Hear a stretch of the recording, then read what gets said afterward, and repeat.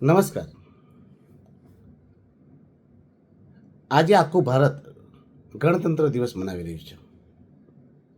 અમારા પ્રદેશમાં પણ ગણતંત્ર દિવસના કાર્યક્રમ થઈ રહ્યા છે. આજે અમારા દમણમાં પણ આ ગણતંત્ર દિવસની ઉજવણીનો કાર્યક્રમ થઈ રહ્યો હતો. પરંતુ દુઃખ અને વેદના સાથે કહેવા માંગુ છું કે આજના દમણમાં થયેલા પ્રશાસનિક કાર્યક્રમમાં મને સાંસદ તરીકે કોઈપણ પ્રકારનું આમંત્રણ આપવામાં નહીં આવ્યું. મને કોઈપણ પ્રકારે જાણકારી પણ આપવામાં ન આવી. આગાડી પણ થયું હતું, આજે પણ થયું. એટલે મેં ત્યાં પ્રોગ્રામમાં જઈને પ્રશાસનિક અધિકારીઓને પૂછ્યું કે શા માટે સાંસદને એટલે કે મને બોલાવવામાં નહીં આવ્યું.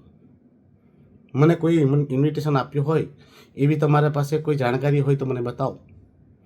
તો ત્યાં પ્રિયાંશુ કરીને જે અધિકારી છે તેણે મને કીધું કે આ તો સર્ક્યુલર, જનરલ સર્ક્યુલર છે, બધાને બોલાવેલા છે, એમાં પર્ટિક્યુલર વ્યક્તિને બોલાવવાની અને ઇન્વિટેશન આપવાની કોઈ જરૂર નથી હોતી. તો હું પ્રજાતંત્રમાં, લોકતંત્રમાં કામ કરતા અધિકારીઓને અને પ્રશાસક પ્રફુલ્લ પટેલજીને પૂછવા માંગુ છું, શું આ લોકતંત્ર છે? આ રાજતંત્ર છે? હા, આ પ્રજાતંત્ર છે, લોકશાહી છે, જ્યાં જનતાના પ્રતિનિધિને ઇન્વિટેશન તક અપાતું નથી. ના, આજે કયો દિવસ છે? ગણતંત્ર દિવસ શા માટે મનાવવામાં આવે છે? આજે ભારતનું સંવિધાન અમલમાં આવ્યું હતું. બાબા સાહેબ આંબેડકર સહિતના વિદ્વાનોએ ભારતના હરેક વ્યક્તિની રક્ષા માટે, તેમના હક અને અધિકારોની રક્ષા માટે આ સંવિધાન અમલમાં લાવ્યા હતા. એમણે જદ્દોજહદ કરી હતી, વર્ષો સુધી કઠિન તપસ્યા કરી હતી અને સૌથી મોટું, સૌથી પવિત્ર સંવિધાન ભારતને ભેટમાં આપ્યું હતું. એની પરિકલ્પના શું હતી? પ્રજાનું, પ્રજા માટે, પ્રજા દ્વારા ચાલતું શાસન, પ્રજાતંત્ર, લોકતંત્ર. અને આજે આ અધિકારીઓ અમારા પ્રજાતંત્રનું, લોકશાહીનું ખૂન કરી રહ્યા છે. આજે અમારા સંવિધાનનું ખૂન થયું છે. માત્ર ઉમેશ પટેલનું અપમાન નથી થયું, આ અપમાન થયું છે મારા આખા પ્રદેશનું. આ અપમાન થયું છે માનીને પ્રધાનમંત્રી નરેન્દ્રભાઈ મોદીજીનું, જે અમારા સદનના નેતા છે. આ અપમાન છે ગૃહમંત્રી અમિતભાઈ શાહજીનું, જેના નેતૃત્વમાં કેન્દ્ર સરકાર ચાલે છે. આ અપમાન થયું છે મારા આખા ભારતના સદનનું, જેનું હું પ્રતિનિધિત્વ કરી રહ્યો છું.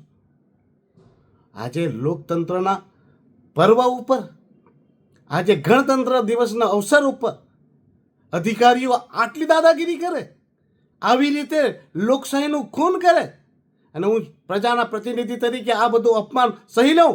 મારી જનતાના, લોકોના હક અને અધિકારની વાતોને હું છોડી દઉં? આ અપમાન મારું નથી, મારા આખા પ્રદેશનું, આખા દેશનું છે. તો હું ચૂપ કેવી રીતે બેસું? એટલે ત્યાં મેં કલેક્ટરને પણ પૂછ્યું, કલેક્ટરને પણ કહ્યું મને 2 મિનિટ બોલવા લો, મારા સાથે થયેલા અન્યાયની વાતો પ્રજા સમક્ષ મૂકવા દો. પણ એમણે મને મોકો નહીં આપ્યો. જેથી મેં ત્યાં રાષ્ટ્રગાનને અને રાષ્ટ્રના પ્રતીકને ત્યાં સન્માન કર્યું, સેલ્યુટ કરી, અને તે કાર્યક્રમમાં પૂર્ણ થતાં કલેક્ટરને કહીને આવ્યો છું કે તમે મને બોલવા નથી દીધો, મારું અપમાન થયું છે, પ્રદેશનું અપમાન થયું છે, સદનનું અપમાન થયું છે. જેથી હું આ કાર્યક્રમનો બહિષ્કાર કરું છું. અને હું ત્યાંથી જનપ્રતિનિધિઓને મળ્યો, જનતાના લોકોને બી મળ્યો, અને તેમને પણ કહ્યું કે આ જે છે એ મારું એકલાનું નહીં, પણ એ આખા પ્રદેશનું અપમાન છે, તમે પણ છોડી દો.